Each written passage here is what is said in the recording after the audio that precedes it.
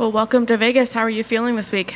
I'm feeling great. The preparation was awesome. And just being at the Apex it's awesome. But like a year ago, I was here as a fan. So now to be here, fight as a competitor, it feels awesome. What fight were you watching a year ago?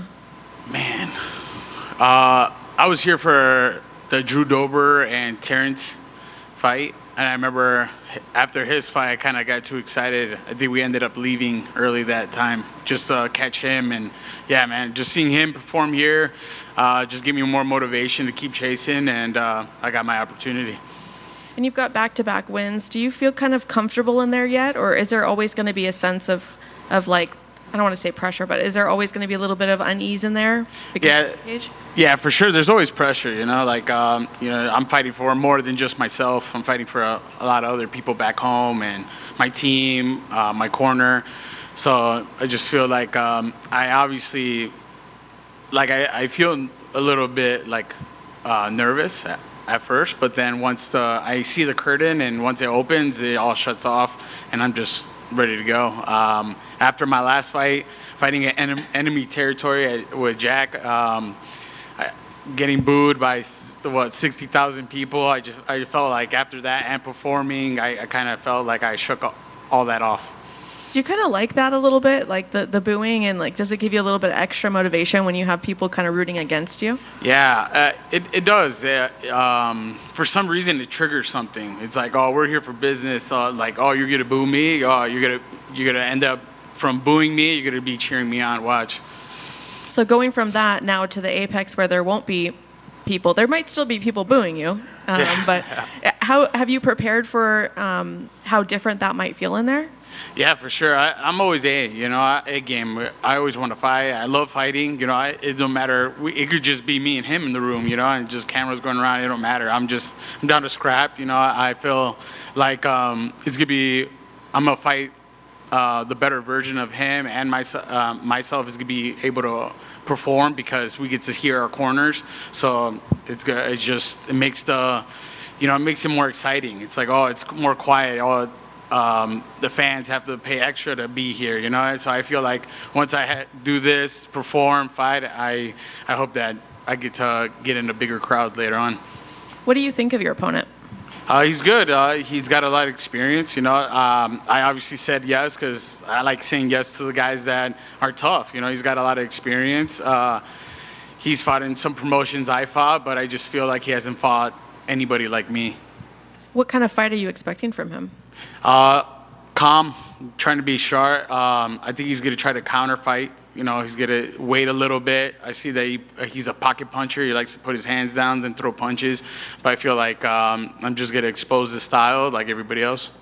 Do you feel like this fight might go the full rounds, or are you expecting to get in and out of there pretty quick with him? Nah, I'm trying to go get in there, get out, It'd be cool, like, if he survives or I survive or however it goes. It'd be probably fight of the night for sure, another fight of the year. I always try to perform, try to do the best, but I'm trying to get him out in the first. Have you allowed yourself a little bit of looking forward, looking at 2024 and some goals for you for the year, or are you just solely focused on this fight? Well, obviously a lot more focus on this fight, get this one done, but I just want to be a consistent fighter for them. I want to keep showing up. If I could fight, every 2 months, 3 months, and if I'm good, like, let's go. Thank you.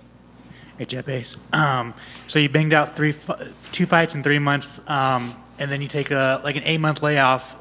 Were you just looking for a fight, or was that just to kind of let the body rest and heal? Nah, I was ready to go, man. I was like, oh, this is awesome. I got chills after my win, and I was just like, oh, this is the beginning. Like, oh, this is awesome. At 31, I'm where I want to be. I feel like I'm mature to make the right decisions as well. So I feel like, man, I was letting my manager know, the matchmakers know, like, hey, man, anybody, let's go. I got a lot of no's. A lot of people I even tried to step in for, and there was no's. So I'm like, all right, well, we'll see. And then this opportunity came. Obviously, another short notice, and I was like, all right, let's go. I obviously told them I'm ready, and I'm ready to go.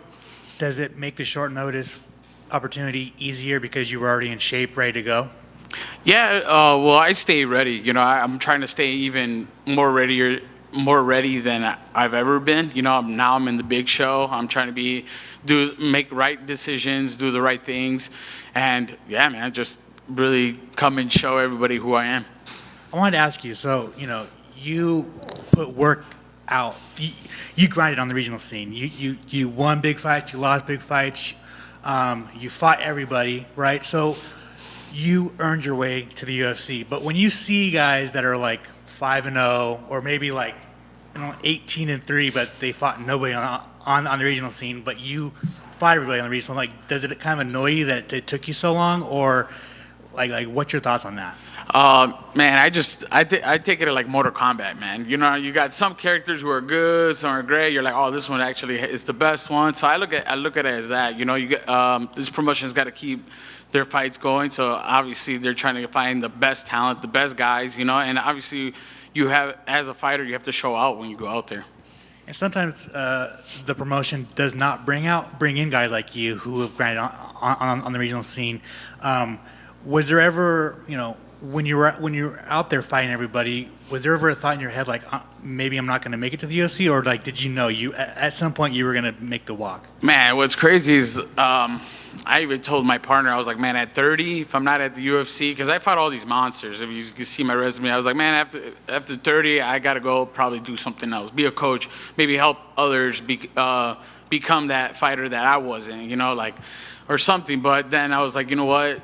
Something's telling me to stay in it. Like I lost my mother to breast cancer a year ago, and she was one person who said, stay in it. Even when I lost, she was like, oh, it's okay, shake it out, go back to the gym, fix your things, and back to work, and I just felt like those words have always stuck with me, and yeah, man, just doing what I got to do to perform, obviously, and then something, kind of clicked, it let me in, and then I got the short notice call with Peak, and I was like, let's go. What's it like sparring Justin Gaethje? Oh, it's crazy, man. It's like it's a highlight in there, man. I'm surprised there's no more like cameras in there and all, like me and him be doing crazy stuff to each other. I would like, I'm not big on posting all that stuff, I don't like, and that's the thing, like guys like to post practice stuff. Like anybody could win in practice, anybody could look good on the mitts, it's like, how can you, like, can you perform, can you fight, can you actually be a fighter? And that I feel like seeing him, and then in the room, and then him performing, I was like, I could do exactly the same thing or better. Obviously, you're going to back your guy, but how do you see Justin versus Max next week? Yeah, it's going to be a good fight. I obviously want, everybody loves Max. I fell in love with Max with his style, his velocity, his confidence. So I was like, oh, okay, but that was a dude I had dreams of fighting and beating. I had a dream. I dropped him with a body shot and won the UFC title. So I was like, damn. I was like, all right, I got to stay in this, right?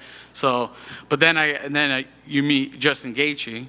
Like me and him at first, we were kind of like head on head, going against each other a little bit, and then we grew a good friendship where I seen more of just the highlight. More of Gaethje, the outside guy, where he gave me more, more advice than any other fighter. Like how is it to be in the big show or fight, main event, or be the BMF title holder, and just knowing him even more, I'm like, man, this guy is gonna wreck Max for sure. Awesome, thanks, man. Yeah, no problem.